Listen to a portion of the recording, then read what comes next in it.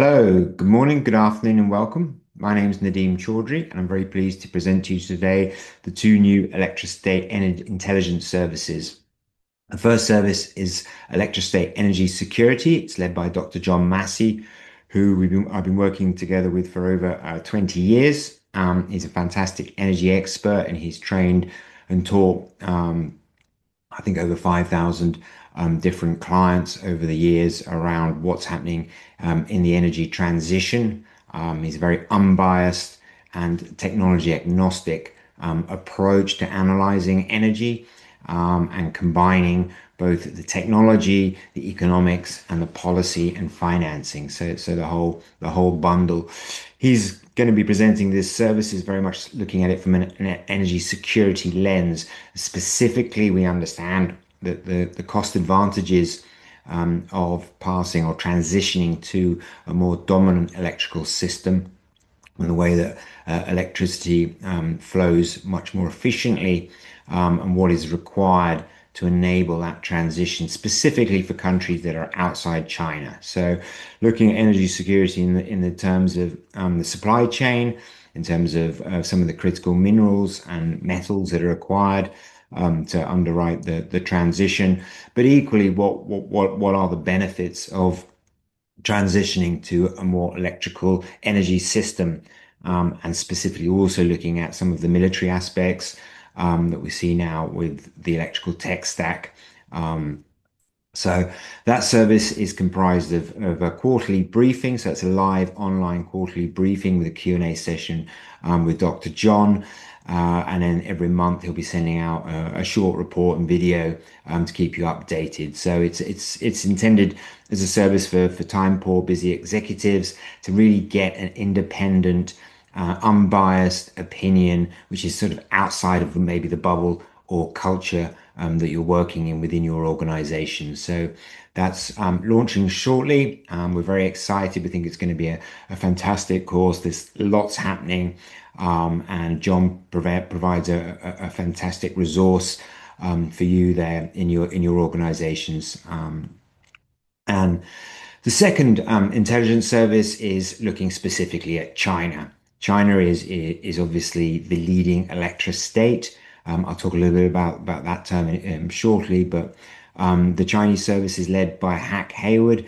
Hack, as some of you will know from our previous work together, is a China energy expert. He's lived in country for over 20 years and now divides his time between his offices in Houston and Hong Kong, fluent in Mandarin and with an incredible network of Chinese contacts.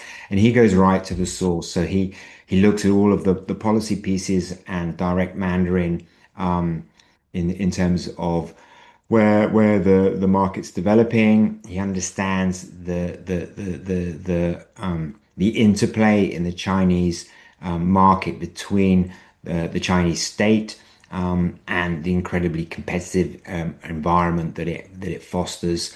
And so his course is really going to be looking at how China is developing. They've got the biggest electricity grid. Not only that, they've got the biggest deployment of renewables anywhere in the world. Typically, in any one year, they seem to deploy up to 60 or 70% of the renewables in the world. Beyond that, they are now moving into a EV fleet. So over 50% of new car sales are electrical drivetrains. Electric drivetrains are now moving up from 2 and 4 wheel vehicles up to commercial vehicles, up to 6, 8 and 12 wheelers. Beyond that, they're electrifying their inland shipping and logistics systems. And they also have the world's largest network of high voltage direct current. Finally, they also obviously have huge factories. Many of them are deploying the vast majority of industrial robots anywhere in the world. And we're also now at the beginning of the next S-curve in bipedal robots, so flexible humanoid robots, and seeing what that will do to the market. So China is by any stretch of the imagination an incredibly changing economy, changing technology, and because of the scale and mass of the huge market that it presents, it has an impact on all other renewable energy markets and energy markets, be that transport, heating, mobility, or electrification. So they're the two courses. Both formats, a quarterly deep dive presentation with a Q&A session. So intended, as I said before, for time poor busy executives to really get some outside, independent, unbiased thinking into your organizations. And Hack is also going to be supplementing his quarterly live reports with some reports and videos. So those are the two intelligence services. And we've also released a book, ElectroState, the electrification e-flip, China and geopolitics and how it will reshape the global economy. So it's a book that I've been authored and put together. It really I guess stresses the point that this is not a normal energy transition. We're not swapping fuels out here. We're not moving from wood to coal and coal to gas and gas to oil, etc. We are having a re-engineering of an energy system, and it's very similar, I guess, in approach to what we've seen in other markets in terms of the switch from analog to digital. So whether that's digital music or digital photography, those systems work better. They might not work. The original digital photography was a much poorer product, but the system worked better. So an electrical system works better. The primary energy fallacy is a key aspect where people look at the existing system and they fail to really record the incredible waste that we have when we use fossil fuels and the amazing huge amount of waste heat that's used. So that primary energy system from primary energy to end use is an incredibly inefficient system. We dig up around about 18,400 million tons of fossil fuels each year in the form of coal, natural gas, and oil. We ship that around the world, causing about 30 to 40% of all maritime traffic. And then we burn it quite wastefully in an energy system which tends to waste 30 to 40 to 50% of that energy. So instead of doing that, we can dig up. Yeah, we need to do some mining, some metal mining, dig up around 7,000 million tons. So that's 7,000 as opposed to 18,400 every year.